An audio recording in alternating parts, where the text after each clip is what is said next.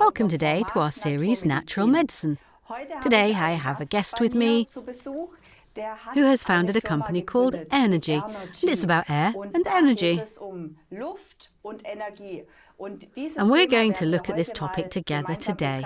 And I warmly welcome today Guido Berthe with me. Hello, Guido. Hello, good afternoon. Great. I'm really excited to see what kind of company you have founded here and what kind of device.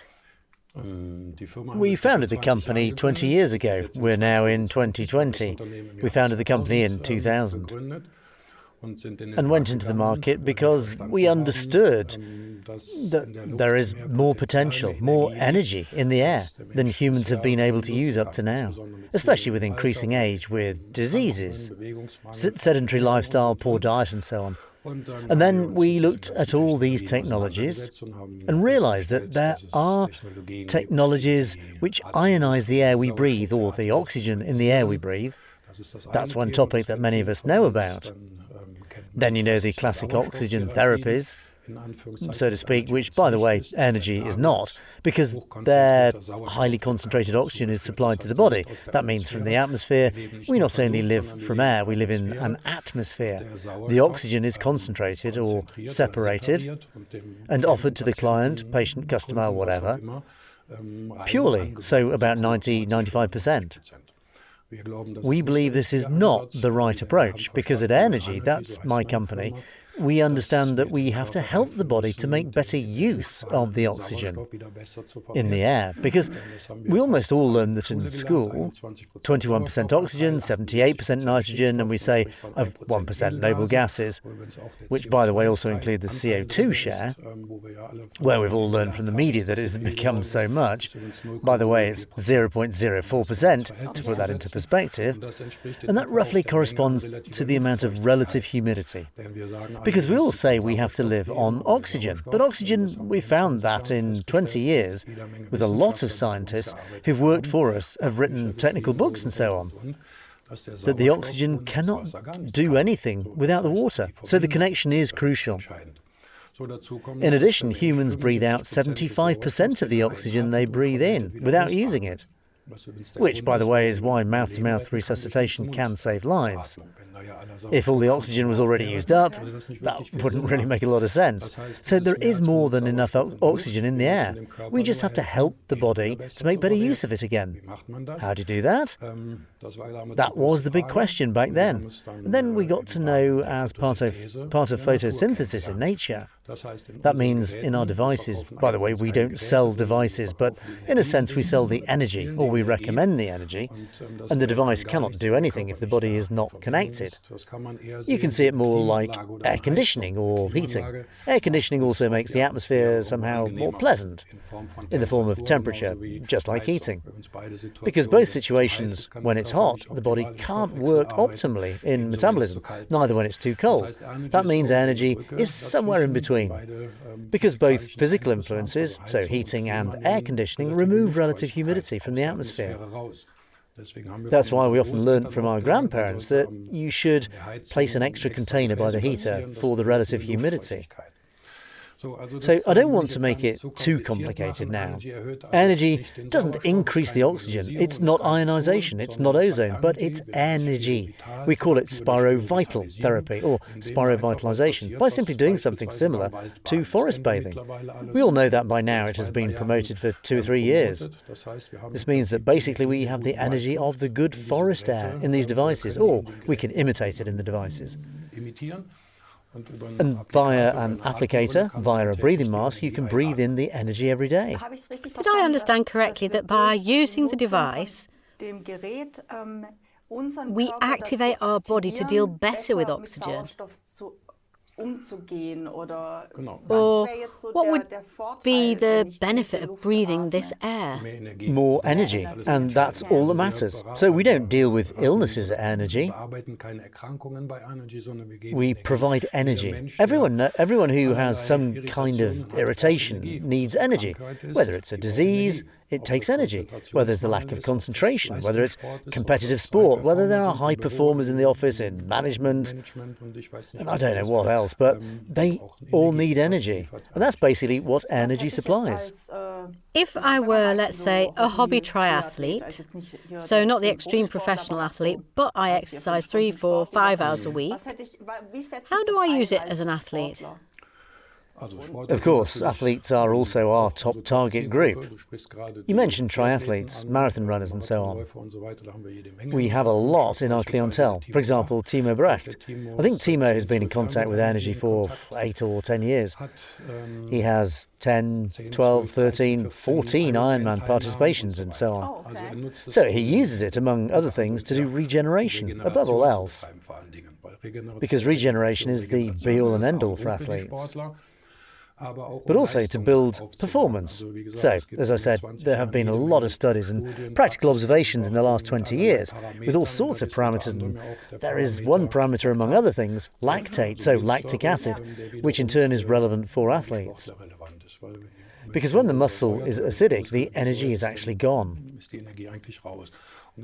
And it has been proven time and time again, people who regularly breathe energy have lower lactate production after just one application. And there we are in the sports area. It's about concentration. Our brain uses 20% of the oxygen, or the atmosphere, the energy we use, and so on. So it's unlimited. What do we have from the first breath to the last breath? That actually says it all. We don't really have the consciousness at all how important the air you breathe is. We all talk about improving water and whatever, but who thinks about the air? Sorry for interrupting. Do you have a few testimonials of athletes before using energy and after? A lot. Tell me a few examples. Yeah, basically, I already have by mentioning lactate production, but it's also the case we did a comparative study back in 2004 where we compared classic oxygen therapy with energy. For example, we were able to prove that almost 10% more oxygen was metabolized in the body. We can measure the atmospheric air because we know there's 21% oxygen. You probably don't have that much experience with energy yet, so one could assume that I can better utilise the oxygen that is present here in the atmosphere than you. So that's a topic. This causes the heart rate to drop. So this is basically systematically how we intervene. Sympathetic, parasympathetic, autonomic, nervous system. We have many measurements where after one use we have shown that the parasympathetic nervous system is stimulated. That means the body comes into balance, and only in balance can it repair things. For example, nothing's more important than the air we breathe. That would also be great burnout prevention because it's about the imbalance. Well, it wouldn't be, but it is. Clearly, it has been for 15 years. One of our first references was Ottmar Hitzfeld, who also was the national football coach here in Switzerland. He left Bayern Munich at the end of 2004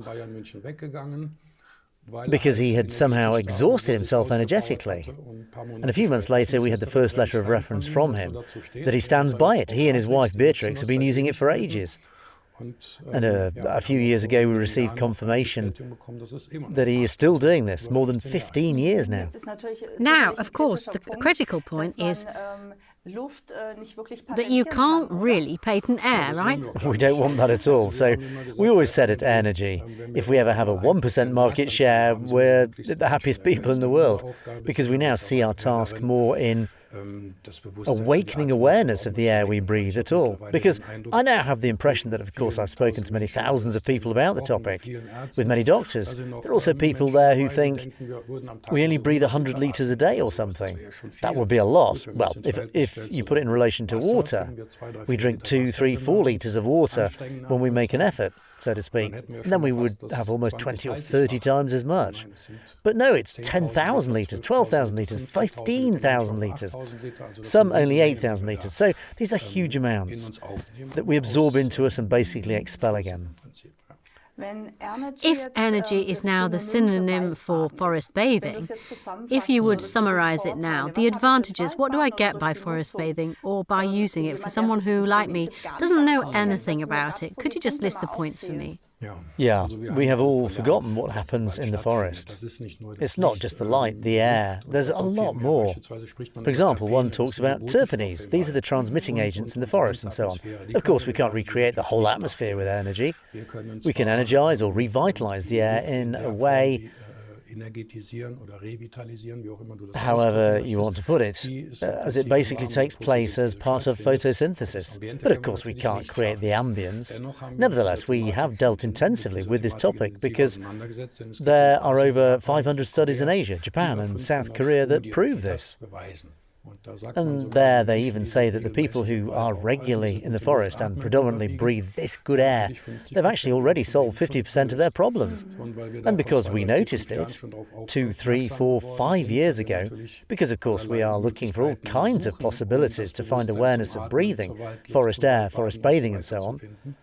And then we started promoting that too. So we say energy is the smallest climatic spa in the world. And in English we say forest air generator. Because it generates forest air. And there are now a few doctors, because we have a few hundred doctors, not only in Germany but worldwide. So only a few hundred in Germany, but many thousands of doctors worldwide who use it as a basic therapy. Because nothing is more important than breathing. Okay, and you already said you don't necessarily have the sick as your target group. But if there really are doctors who say they'll use it, where do you have your area of expertise? So where do you primarily use it? Yeah, that's a crazy answer I can give you. So our target group are people who breathe, or who feel responsible for the breathing of others, or for the breathing and vitality of others. For example, we have a top reference in Baden-Baden. This is Dr. Koenig and colleagues.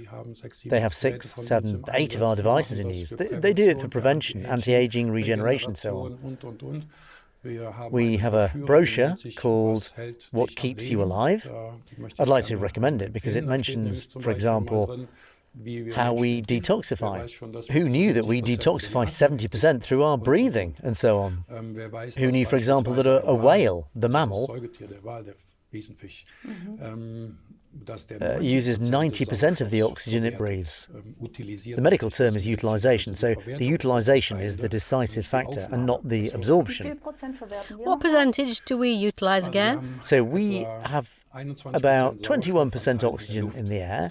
That's more or less the same worldwide. That's a different subject, but basically we utilise a quarter of this. That means of this 21%, we exhale about 16, 17%. And we simply have to help the body to make better use of the oxygen in the air. That's what energy does. Have you measured that? What is the increase in numbers? We never want to say that across the board because everybody optimizes itself differently. Yeah, so that varies from slightly to highly significant. Could you say that athletes who exercise a lot and have good oxygen transport anyway, that they benefit more quickly? So, well, let's put it this way, a healthy person feels less of it.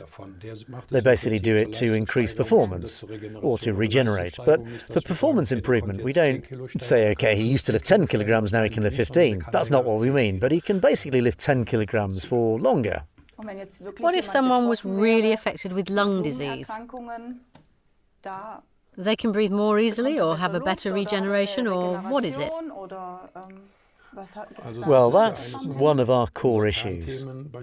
For example, COPD. We've been dealing with that very intensively for the first 17, 18 years, and so with many thousands of customers who report all sorts of things. For example, if you understand how the COPD drugs work, I wouldn't go into it now, but basically they stimulate the sympathetic nervous system. That means we're always under stress. That's why the alveoli are wide and so on. The only problem is, when you're in this state, you can't regenerate and repair. And we made thousands of measurements with the HRV measurement, the heart rate variability measurement. This can be used to define the sympathetic and parasympathetic nerves. And that's also before and after.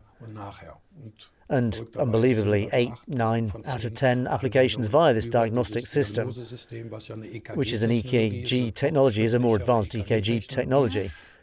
So you can show for 8 or 9 or actually 10 out of 10 users that there is a change. Great. So also suitable for private individuals. For people who breathe. For people who breathe. Exactly. I mentioned in the preliminary talk we have some Formula One people with people from the Bundesliga.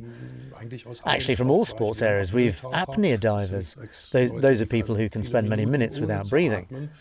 And the highlight is when they can lower their heart rate. They usually have 35 beats per minute. And that's the greatest thing for them, to slow their heart rate down. Lo and behold, I was in Pisa at the Olympic base in Italy, because back then they were the leading nation, the Italians. They all breathed once and all lowered the heart rate by 10%. And that was a blast for them. They didn't want to believe it. Although at that level it was only 3 or 4 heartbeats, but at least. Dr. Luigi Magno, he's their top trainer. Of course, he saw what was happening in the whole body. You're trying to pin it down comprehensively to a few points. But the skin is cells, the bones are cells, everything is cells. And everything needs air or oxygen, every cell. Interesting. And if we now have a cell we don't want, let's say a cancer cell, how does it react to the oxygen? Well, there's a lot of literature about that. So we as manufacturers of these vitalizers have a certain competence, of course, but we don't have the opportunities to talk about everything. But for that, we have specialist books, we have experts, and coincidentally in the current naturopathic journal, a German specialist medium, a comparison was released by Dr. Givenchy, or Dr. Givenchy deals a lot with the topic you're addressing and has now observed energy for 8 or 10 years. Has now written a summary of it and was able to assign it to 6 Nobel Prize recipients, amongst others. Because Otto Warburg already recognised in 1931 what it all means. But I don't want to go into that in depth today, but you can request the documents. There is exciting information. If I'm interested in the subject and would like to get to know about cancer cells and oxygen, where can I get the best information? In the specialist literature, of course, we also have a lot to offer. Of course, the internet offers many sources of information, but it happened a few times back then that we've been misled, especially by the big ones. So with specialist books, of course, if you want the information, you can, of course, look around on our website. What's the name? Oh, this is energy.de. AIR like air and NERGY.de. Or if you want it easy, we have a landing page that's just called lebendigeluft.de. There's some core information in it, and it's very extensive. So we're not very much a seller in that sense. We surely want to bring the devices onto the market, but meanwhile it's also the case that in Germany alone we've around 300 locations, 400 locations where you can try this curatively for a fee. If you don't want to buy your own device straight away. So there are many options. How much time do I have to plan for this? In the commercial sector, we have devices where we say 21 minutes of vitalization with energy is ideal. Per day or per week? That's always the question. What do I want to achieve? I don't know if people are healthy, so preventatively and for anti-aging, let's say 21 minutes 3 times a week is okay. Once is better than not at all. Yes. But depending on what you want to achieve, we recommend daily use, because we need energy every day, and we just have to reposition the understanding of air. If I may invite you to read the Little Atmos. The Little Atmos is a brochure that we initiated and that we offer as a download free of charge. There's information in there where not only doctors have told us that this is perhaps the most relevant that they've learnt over the past 20 years, and parents come up to us and say, why don't our children learn this at school? And by that they say that they don't know themselves, of course. Yes, well, that is often the question. In many other topics as well. Thank you very much, dear Guido. That was a nice overview for me, as I haven't really dealt with the topic yet.